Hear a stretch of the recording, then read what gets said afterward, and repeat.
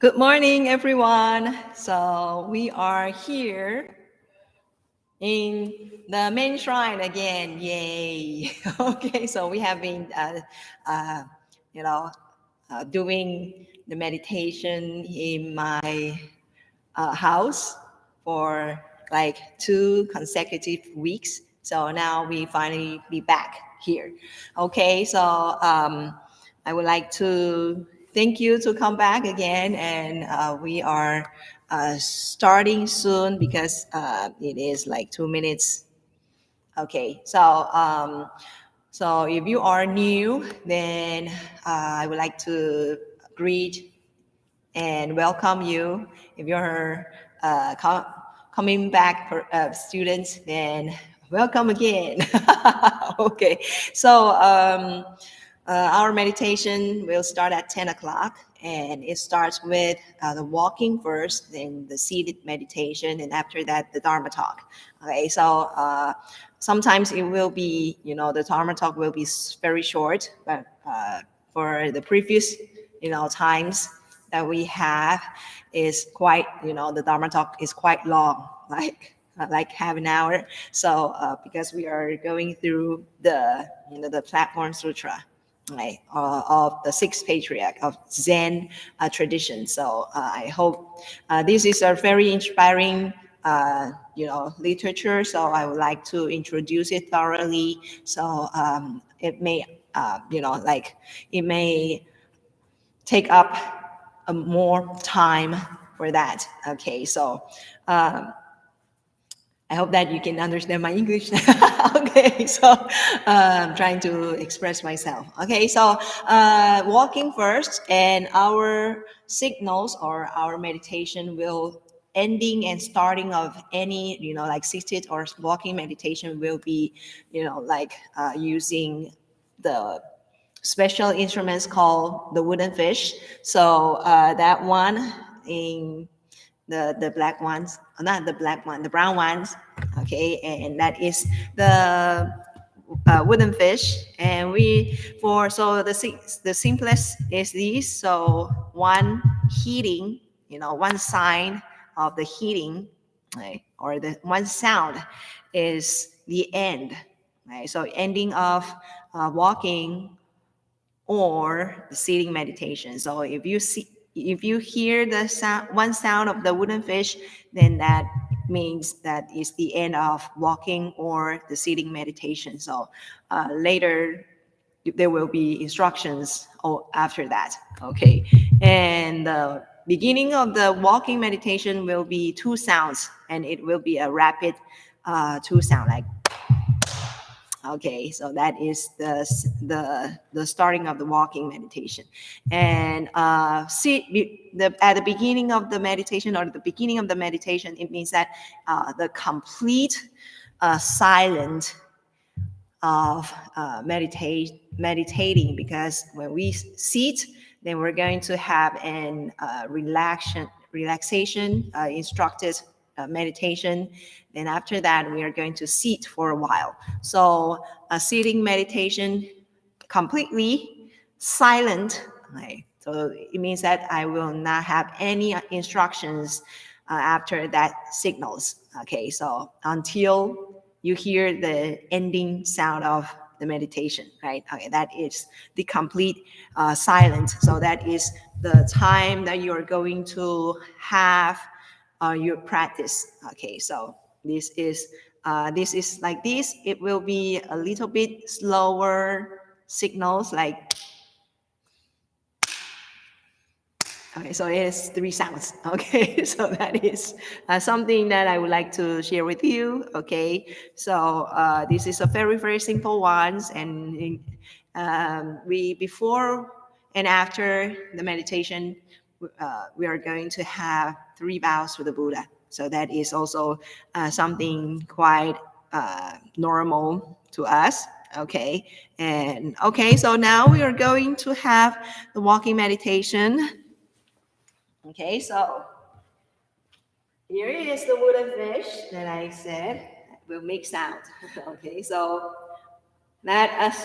Okay, so the starting of walking meditation, you can walk around your room or rooms.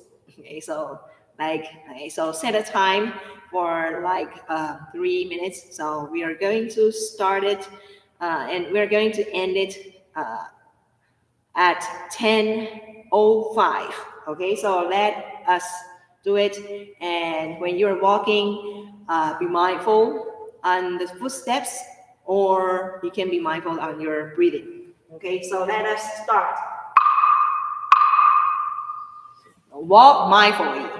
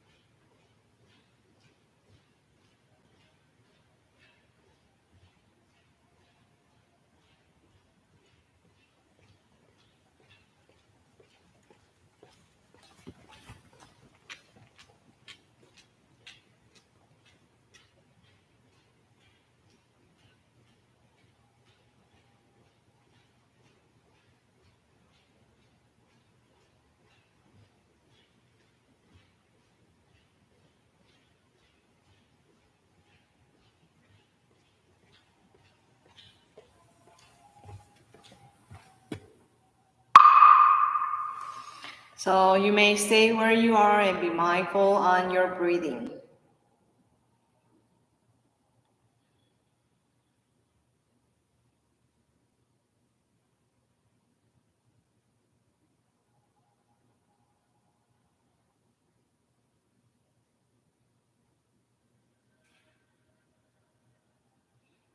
Okay, so now please face the Buddha, and we are going to take vows. And so that is to respect the Buddha. So we're going to take 3 vows. So, heart vow first.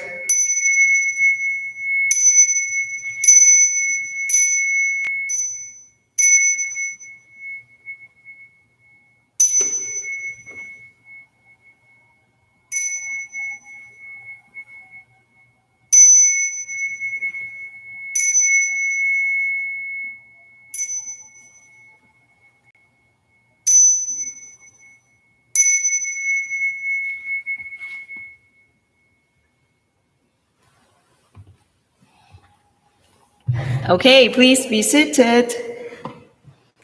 And whether you are sitting on the chair or on a cushion, that will be all right. So as long as you get a comfortable, balanced and stable sitting posture. Okay, so because um,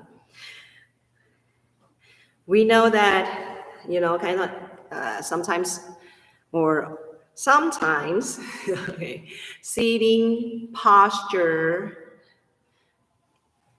is very important when you are sitting or when you're practicing meditation. Okay? So that means that you need this posture to, kind of like to reach the state of calmness, because this is the most stable posture that you can reach, right? That enable you to, reach that state. But it doesn't mean that acquiring that proper posture will automatically lead you to that state. So that is very, very different. Right? So it's just like owning a car doesn't mean that you are a good driver, right? You have to still, right, practice it, right? So you won't have scratches, you won't hit other people, right? So it's pretty similar to that. Okay, so the most important thing is that your practice, right? How hard you put, or how mindful, how sincere that you take meditation into your consideration. Okay, so get yourself a comfortable sitting, balanced sitting posture. Okay, and sit straight through your spine, shoulder relaxed, chin, you may press down your chin a little bit. Eyes closed or remain half opened. So take 3 deep breaths. 3 deep breaths. When breathing in,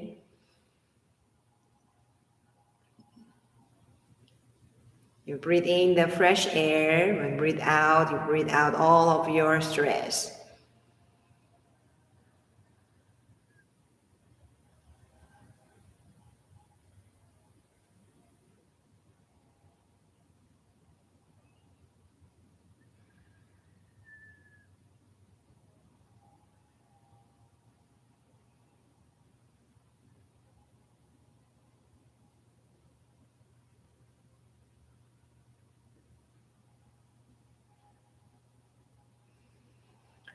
So let us relax ourselves from head to toe. So relax your scalp, your forehead, and your eyebrows.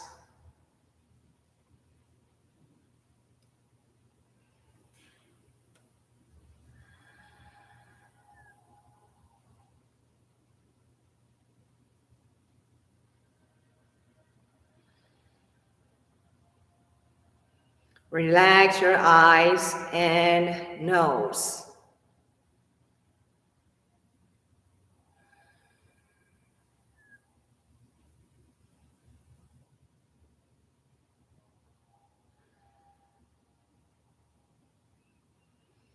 Relax your cheeks and lips.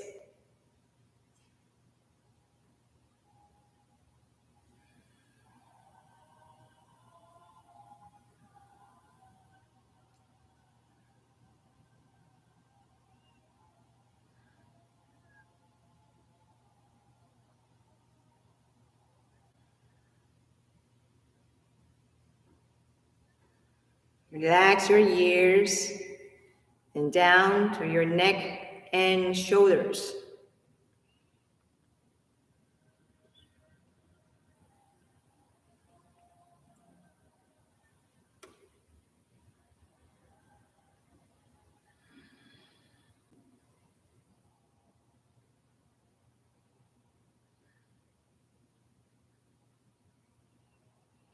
Relax your arms and down to your fingertips.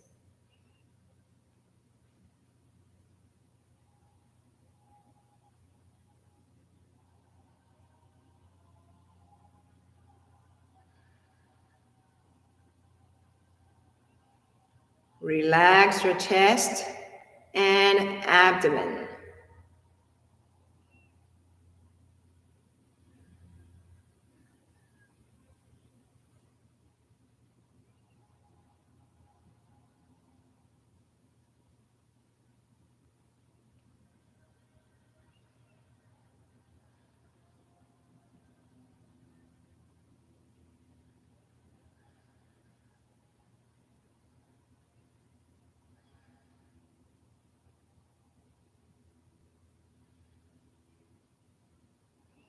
Relax your back and your lower back.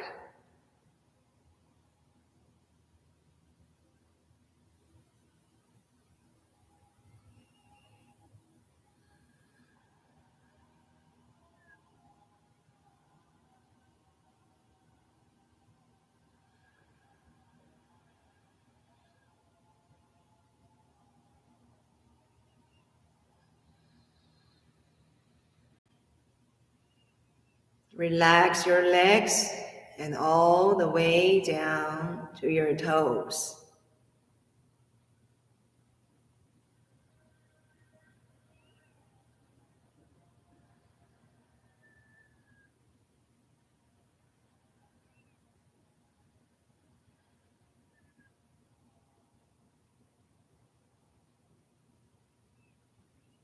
So now we have relaxed ourselves from head to toe. Now we are going to do it one more time, and this time we're going to do it from outside in. So relax your hairs and skin.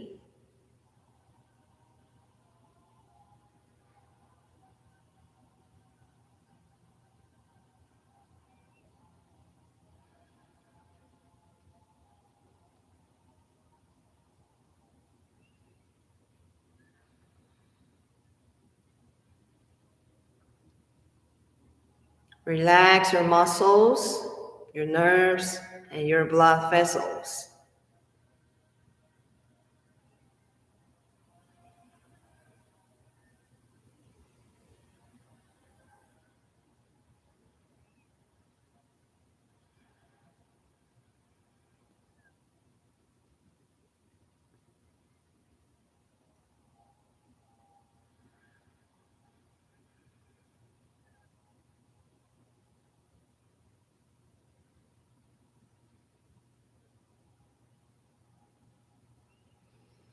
Relax your bones and your joints.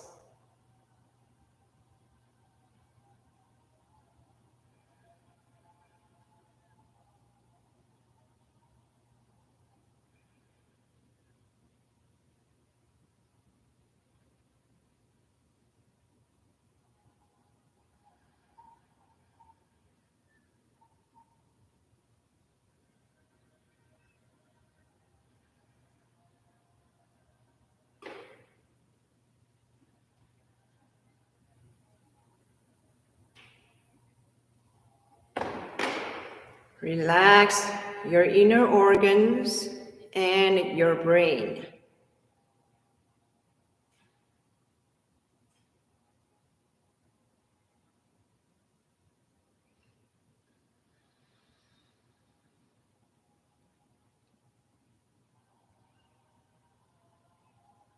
So now we have relaxed ourselves, and it is the best time for us to do the meditative practice. So what we are doing is called mindful breathing. So just be mindful on your breaths. So each breath that you take in and out, you should be mindful.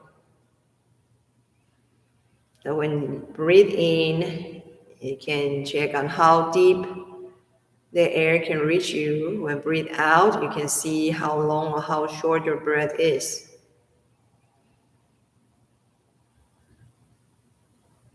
Or there is another techniques called breath counting if your mind keeps wanders around. So take your breathing as a cycle. So breathing in and out is a cycle. So you can count the cycle from 1 to 5. So for example, this breathing cycle, you count 1, the next you count 2, then up to 5. Then after you go back from 1. Or you can count from 1 to 5, then count back from 5 to 1. As long as you don't lose your number. So there is only one rule for these breath counting skills or techniques,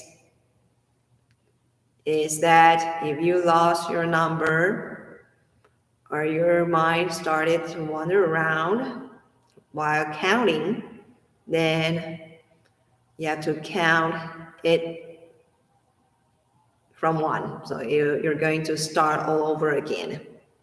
So no matter where you are. Okay, so this is the techniques or the meditative techniques that we are practicing during the silent sitting period.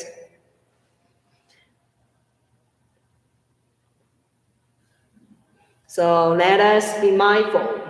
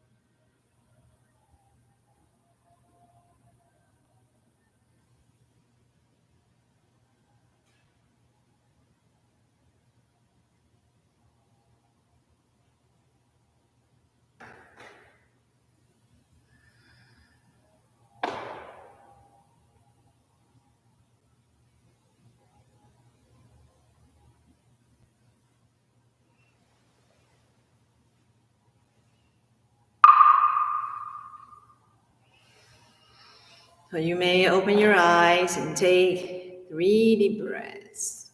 Fresh air in and breathe out all of your stress.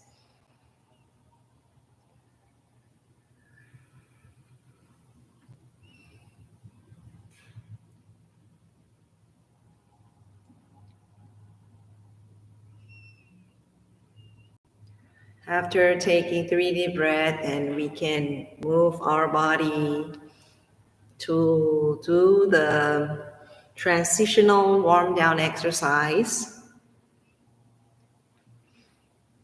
So there is some actions that we take, so include swaying your body to the side and moving front and back, or bending back and front.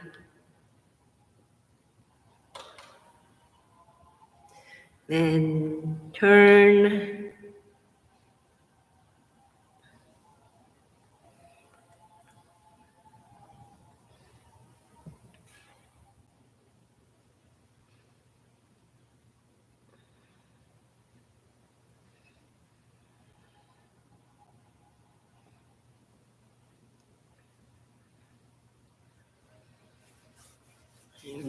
Rub your hands warm and cover your hands onto your eyes and roll your eyes.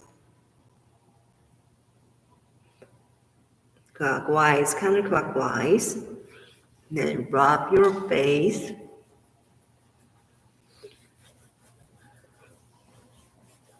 So I think it's allergic season. So if you are having allergic symptoms, you can have a, kind of like a gentle rub on your sinus. So like from here and here. This is to, kind of like having a warming the part. So you may, kind of like it can release the symptom of your sinus and your allergic effect. Right? So it's kind of like strengthening the function of your body. But if you have a very serious allergic effect, then you can take some, medication as necessary if you like. If you think you have to, because it's Missouri is a high pollen state, right? State with high pollen.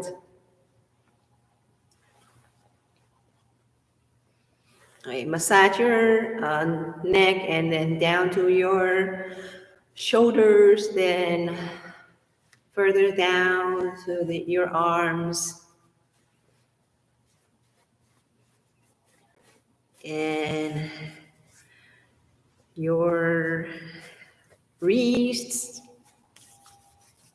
and rub your hands again, and put your hands against your waist and rub it. You can have a up and down motion or a circulate motion. You can release your legs and massage your legs.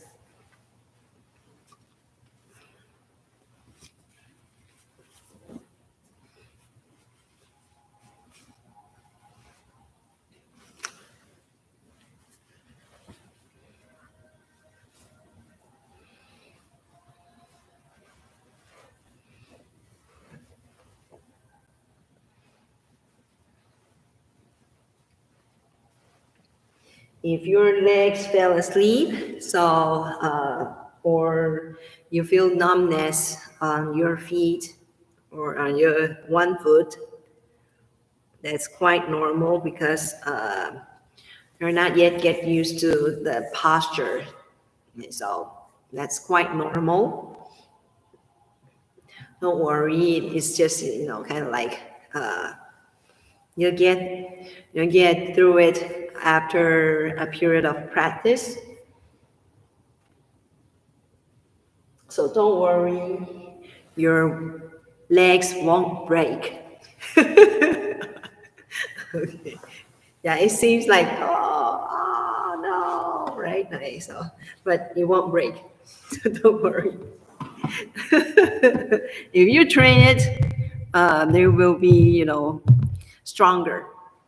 It's very, so, you know, it's not, of course, that is something that we can, that is the exercise for, right? So you can get a stronger built body. Of course, you have to, train it properly. Okay, so getting closer to the video or the camera and the mic. So I hope that you can hear me well. Okay, so the actually when we're talking about Buddhism and especially meditation, all we talk about is something about our mind. So it is not the training that matters, or the postures that we do while meditation matters most, but it is our mind. Right? So this is really important because we are, kind of like doing a training on our mind on our body as well as our mind, but our mind matters most. Okay. So sometimes it's sometimes the teachings will, or the teachers, your Zen monk or the Zen master will saying that, maybe you can meditate for hours and hours, but this is not the the very purpose of the meditation, because if you think that you are very good at it, then actually you are not as good as a stone, right? Stone will be there for, unmoved for thousands of years, right? Okay, so even when we are, bodily not moving while we practice seated meditation, but right, when we observe our mind, it has activities, right? Okay, so there are thoughts flying in and out, right? Arising and successing, right? Okay, but it doesn't mean that we meditate to get rid of that mind. No, no, no. It is not our, the sole purpose of Buddhist meditation. Right? So for some other religions or some other practice, get rid of mind or not having your thoughts arising is the purpose of meditation, but it is not the purpose for Buddhist meditation, right? Because when we are talking about enlightenment, right, and we are talking about wisdom, so it is, how can you have no thoughts, right? I think wisdom comes from thoughts, right? Okay, or come from the experiences, right? So that is not the case for Buddhist meditation. Okay, so what I'm going to talk about for today is something about the language that we use. Okay, so there is a very interesting things that we can observe in Buddhist in Buddhist literature. So when we are talking about Buddhist literature, so it is about Buddhist canon, what the Buddha said, what is the Buddha's teachings, right? And also the commentaries of or the writings of the masters, right? Whether they are from the Hindu literature or Hindu Buddhists or from Chinese Buddhists, right? Okay, so that is there are still a lot a lot to read, right? Right. So there are a lot to read. So where are we starting from? And there is a very interesting things in Chan Buddhism is that we said that the Chan will not be appeared in words, okay? Or it will not, it is not described, it's undescribable with words. Right? So that is Chan, okay? Indescribable. Right? But there are a lot of literatures about Chan, especially there are the commentary of some great masters, right? Or the stories of great masters. So you can have a huge amount of literature that is about Chan, okay, or Zen. So it is very contradictory, right? Because we are promoting some state that is indescribable with words, but we have to use words to describe that things. Okay, so so this is the things or the maybe the only mean for us to to describe or to kind of like picture some abstract, right? Something that is abstract, that is inside your mind, right? Like, including nirvana. Okay, so Chan is something that is called this undescribable thing, and because that is always something in your mind. So there is another saying, famous saying called that what is Zen? It is just like drinking water. Okay, so when you're drinking water, how warm it is or how cold it is from a personal experience, right? Like, so you can't really of course you can just measure, right? Measure the temperature of the the water, but is it too hot for a person, right? Maybe to the same at the same temperature it is very cold to the other person, right? Right. So sometimes your feeling is in a state of relativities, right? Just like beauty, you can have a lot of different kinds of beauties, right? And there are some group love this kind of beauty and the other group love the opposite kind of beauty, right? Or the other kind of beauty that is opposite to to beauty A. Okay, so we still need to have words or some language being mastered to to say or to describe it, right? So but there are not just words that can describe it. So sometimes you might see it in Gong'an that there are some masters will using scolding or some hitting or doing some saying some riddles to expressing or to get their discipled or to inspire their disciple. Okay, so there are different kinds of means, right? But there are something that we call language. Okay, so so the use of language is important no matter you're describing something, right? Right.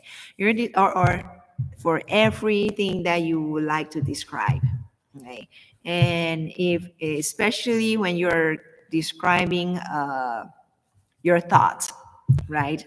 Or somehow your thought or your uh, the studies, right? Right. Then you need to master the language. Okay, so and sometimes misuse of a word makes make the meaning completely different, right? Okay, so sometimes I found it very very difficult to describe. Right. Even with my my own language, then it is really difficult to to use a word to describe what I think or what uh, you know what a theory of something about, right? Okay, so especially when you're talking about philosophy or okay, then that is something that you have to uh, then you will be glad or you will be maybe discouraged, right? Both either way, right? Whether if you are doing it very perfectly or you are not, you're when you're talking after you talk, then your audience still can understand or even get confused more. Okay, so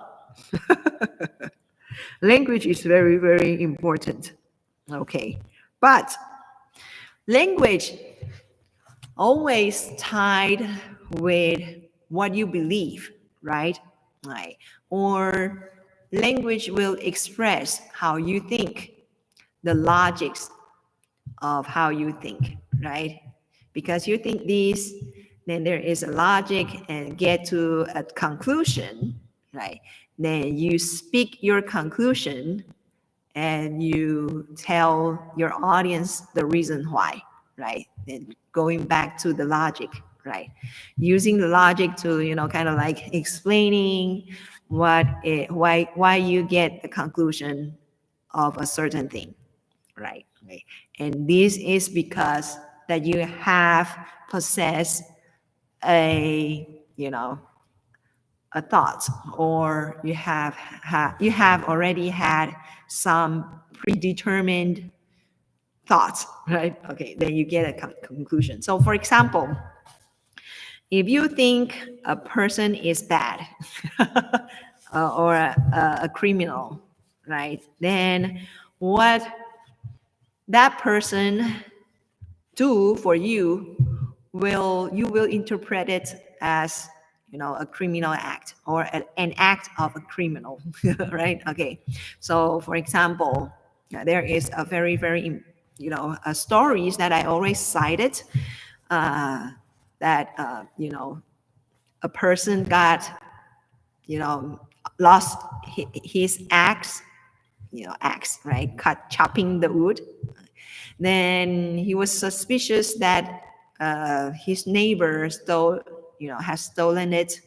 Then so after the thought that his neighbor is a thief, then every actions the neighbor do is considered dishonest, right? Right. So for example, his neighbor saying hi to him, and he will interpret it as, oh, you see, his neighbor, because he has still a conscience of feeling sorry. So he was kind of like, hi, making up that or covering up, right? Okay, or doing something, like, then you think that he might be doing some dishonest things to others or to you as well, right? Right.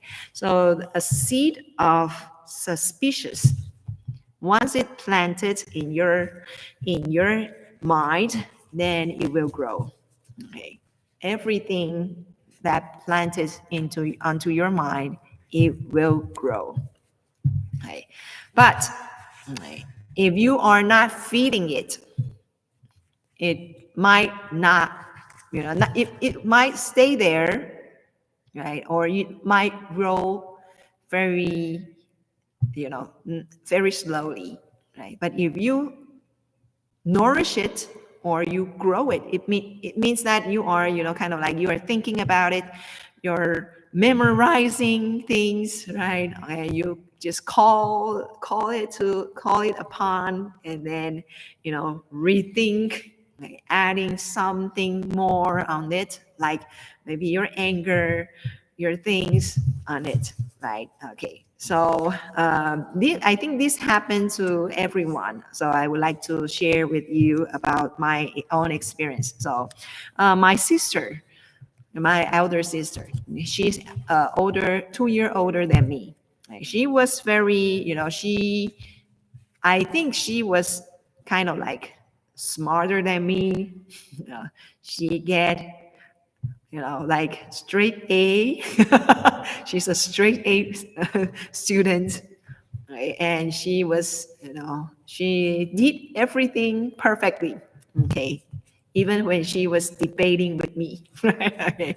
And so she was kind of like, we were quarrel, right? Okay. Then because then it ends on fighting, a fierceful fighting, because I can't, talk back to her.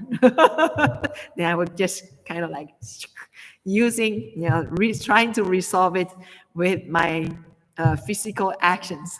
Okay, so after the, a- a- after every quarrel or every fight, I was so sad, and I will be kind of like remembering or recalling all the completely process of the quarrel, and then I will be thinking about, yeah, okay, next time if I have, I have same circumstances, I will do this, do that, right? So this is something that I call growing. Okay, so we are, kind of like assuming or pre-assuming, okay, something might be happening, or it will happen again. If it happened again, what should I do, right? So this is very common, a common practice of human beings for the survival. Okay? But sometimes it leads you to a sleepless night, or it leads us to deepen a stereotype of a person or a group of person, or it deepens the hate or the anger of of of a person, okay, or a group of person, a group of people, okay. So this is something that we should be cautious. Okay, it doesn't mean that we shouldn't do it, right? But this is some patterns that we do, and I think this pattern sometimes helps us for the survival, but most of the time it just deepen our stereotype or bias of in us. Okay, so very important. Okay. Okay, so here is some stories about language what we use, right, that will miss, or that will speak of our mind, and sometimes our that when we speak our mind, then it tells us that the logic of us is wrong. Okay, so here is a story that we have to be, we can we can take it as as as as real things for us to learn. Okay, so once upon a time, okay, this is kind of like in okay, so later it's very kind of like uh kind of like a mythical things. Okay, so once upon a time there was a chance master. Okay, so he was asked by his student. Okay, okay, so there is a question: are great practitioners still subject to karma? Okay, so this is a question, very interesting questions. So like, for example, does the Buddha subject to karma? Okay, or does Arhat still subject to karma, right? Okay, so it means that are they still being in the being in the effect of what they have been doing, right? Or what they done before, right? Are they still subject to karma? Okay. So that means that are they still subject to cause and effect, right? Okay. So karma means cause and effect. And this Chan master said they are not subject to cause and effect. Okay.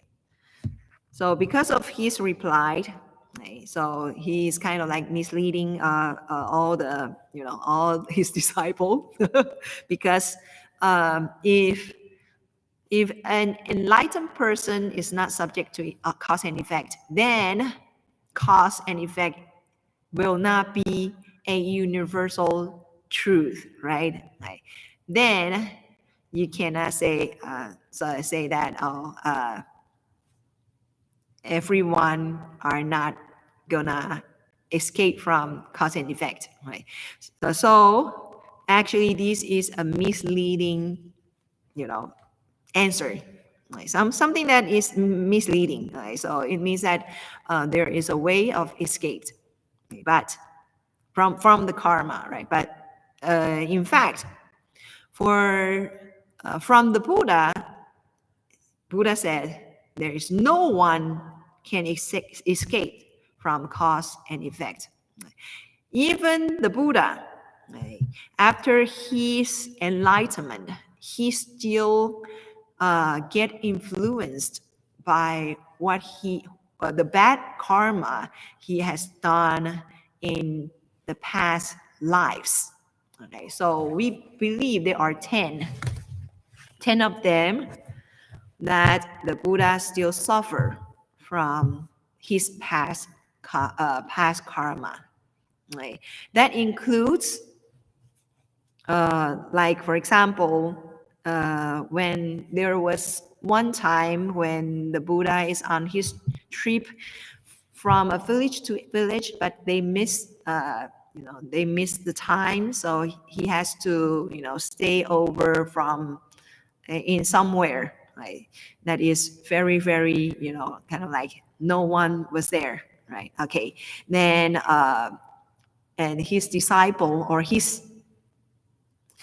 attendant Ananda, right, was trying to beg for food, and he was just able to get something that is like the corn that is for the horse. Okay, so something that is for the horse. Okay, so the Buddha eats that or ate what Ananda begged around. Okay, so he ate the corn. Okay, so that is something. And then the Buddha also has an experience of having a headache or backache because of his bad karma. Okay, so even when he was kind of like, I think that the diarrhea before his nirvana, that is also one of the bad karma. Okay, so okay, so after all, actually, it is not, no one got escaped from the karma that one has done. Okay, so this is, kind of like, if you know that, if you know the true meaning of cause and effect, okay, that is, that will be, kind of like prevent you to do bad things, right? Because you know that, oh, you will become bad eventually. Right? No one can escape from it. Right? So what makes the difference between the, the karma of the Buddha and the karma of the normal people? We believe that when we have the, consequences of something that we have done, right? And then we create another actions, or we create a mood or emotions like anger, or even, like jealousies, hatred, or even greed on, on the consequences. Right? And that make us move to the next step of having another, cycle of the karma, because you are going to act upon to it, right? Okay. But the Buddha, he will not get affected. Okay. So it means that even there is a bad consequences on it, bad luck, right? Okay. But he won't be, his mind will get unmoved. It means that he won't get affected. Right?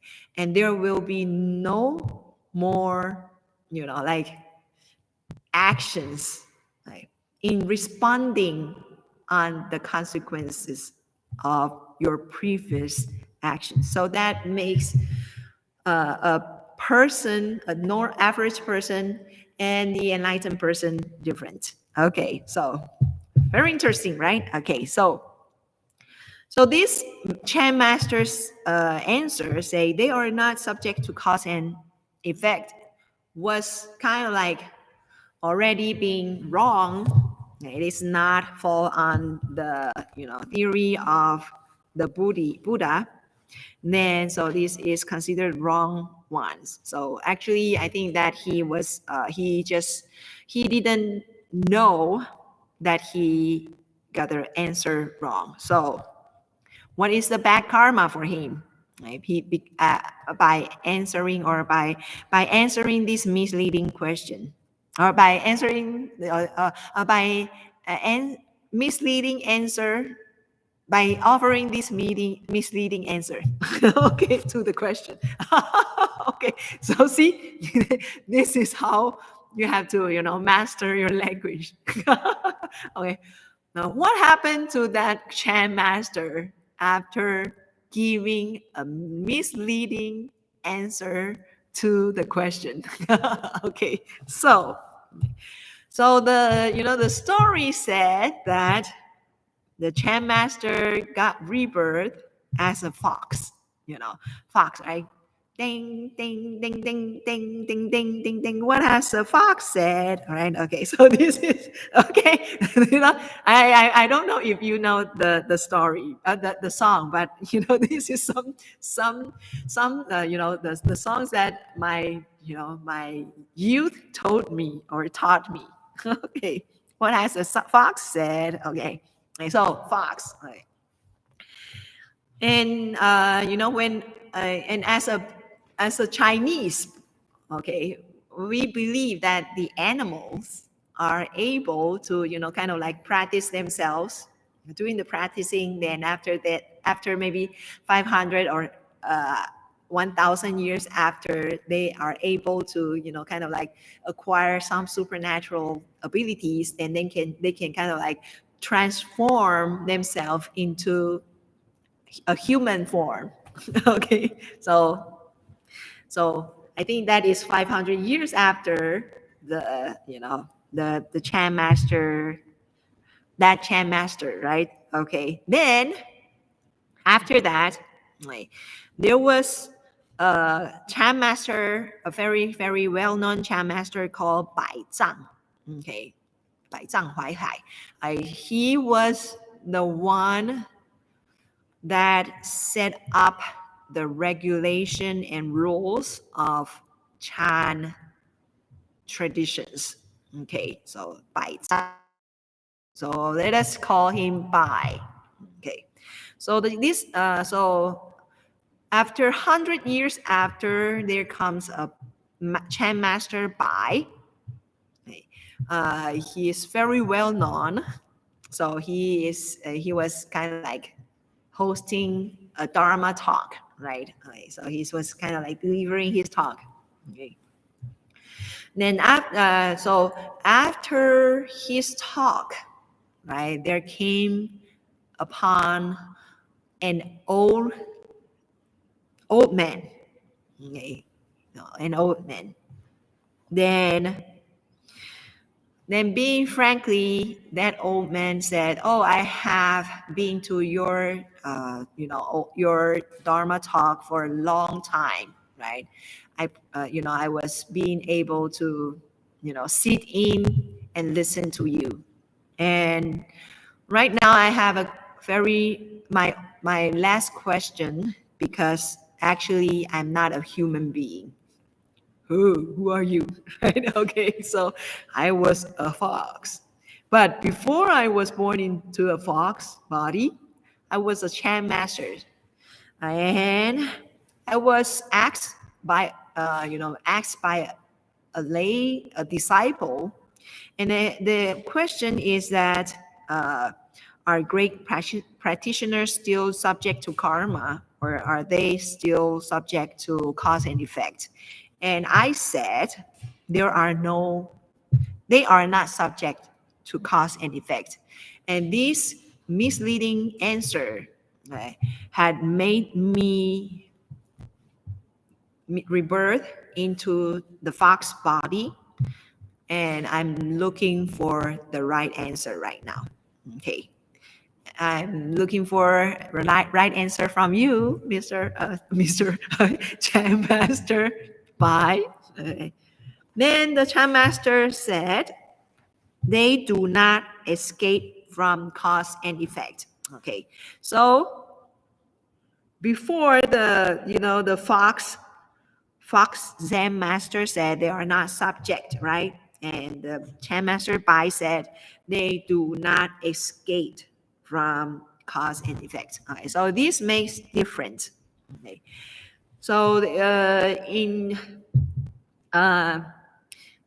okay, there are different combinations, right? Okay, but if it is, because this is from the Chinese Chan story, right? So I would like to talk further. I got a lot of. I would like to talk further about the word. Okay. So actually, there are only 4 words, okay, that this this fox master used, and the Chan master Bai also used these the 4 words. Okay, replying in 4 words in Chinese. Right? So 不落因果 and 不昧因果. Okay, so the first and there is only 1 word that is different, right? And Chan Master Bai altered only 1 word. Right? So just like they're not subject and they do not escaped, right? Escaped, not escaped, and not subject. Okay, so that makes difference. And Chan Master Bai said they do not escape from cause and effect. Actually, yes. Right? So when we are saying we are subject to karma, it doesn't mean that we are not trying to escape, right? Actually, we are always trying to escape from the cause and effect, right? Oh, I want to not have something bad not happening to me, right? Okay, so I hope this not happening to me, right? Or I want these things happen to me, right? Okay, so that is we are subject to that, and sometimes we are chasing after. We're enjoying right? Or we are trying to push it away. So this is something that is causing, that's called subject to karma. But when we're taught, when Chan Master Bai said, they do not escape. Okay, that means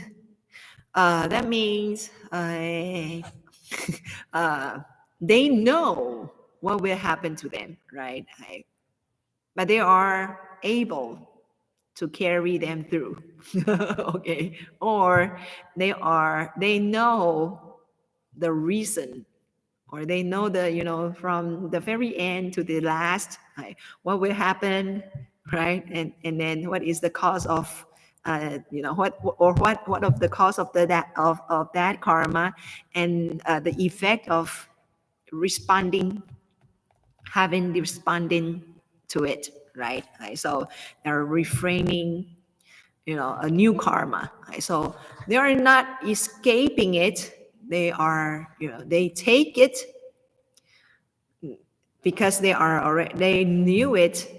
They knew the reason why they get that karma, and also they're willing to get it because or get it through, because after this karma, or after these consequences, I will never ever have it again. So just get rid of it.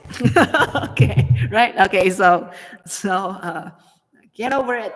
Right? Okay, so that is so nice, right? Okay, so if if if there is a way to put a thing that you don't like to an end, then that is so nice, right? Okay, so why don't you take it? Okay, so when Chan Master Bai said they do not escape from cause and effect, then the old man, okay, the previous master, right, then he was kind of like,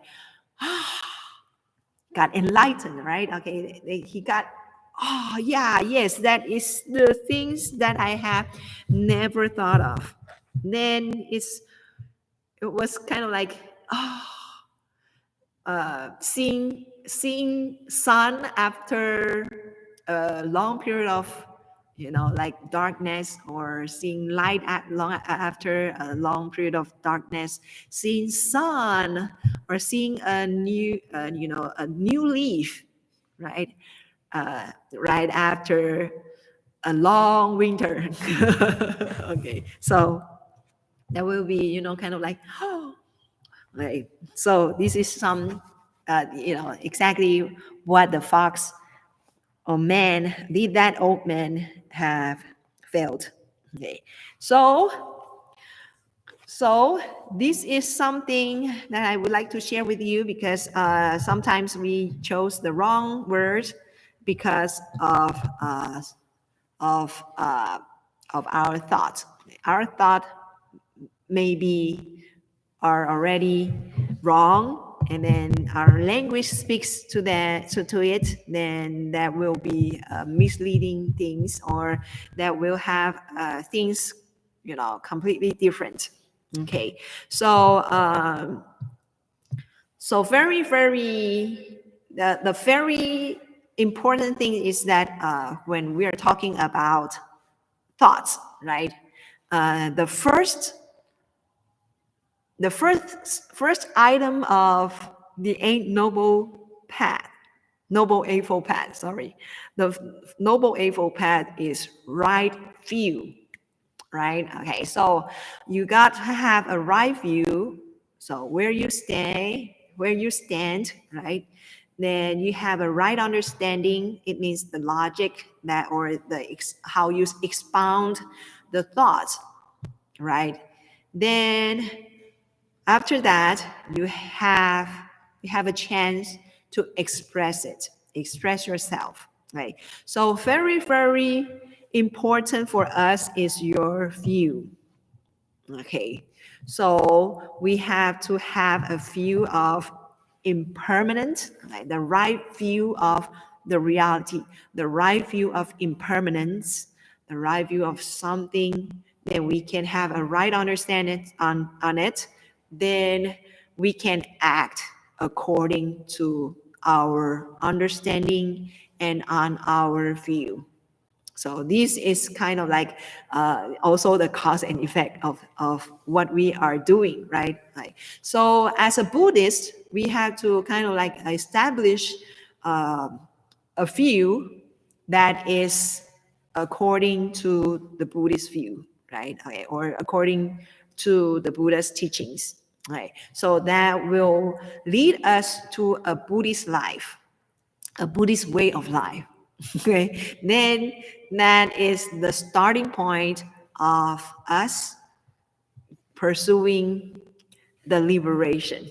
Okay, so that is something that I would like to share with you, and there is something that I also do to announce.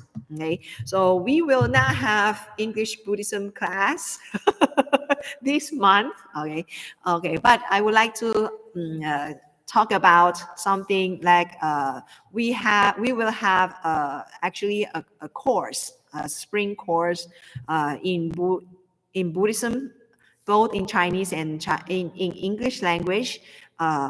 You can just get onto the Buddha Hub. There are several classes offering everyone to, kind of like take, and you can choose it from. Right? And that is something that I would like to share with you. And this course will start from next week, or in the week after next week, right? Because next week is the orientation and the opening ceremony. Okay, and also I would like to share with you. We have an in Fo Guangshan English Star service, right? And it was being sponsored by our headquarters, right? And this week, right? This week, actually, it's already online already. This week is my term, so I had a Dharma talk about women in Buddhism, and I'm introducing the first woman in Buddhist monastic order, right? Or Buddhist female monastic order. So if you are interested on that topic, then you can just get online. I think just type in on YouTube for Guangshan English service or Fo Guangshan English Dharma service, then you can look for that. Okay, so this is something that I would like to share with you, and thank you very much for listening. Okay, so that's it. So we are going to see you next week, next Friday. So thank you. Okay, and I hope you have a great weekend. Okay, and happy March. Okay. Happy spring. Okay. Bye. Oh, no. We are going to one last thing. We're going to bow to the Buddha. We're going to thank the Buddha and all the good causes and conditions that made this streaming possible.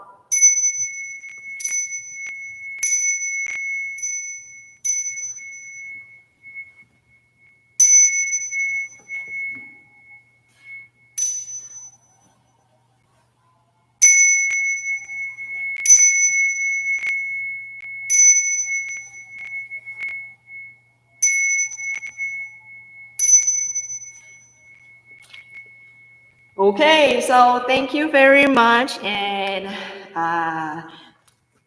see you next Friday, and happy March. Bye.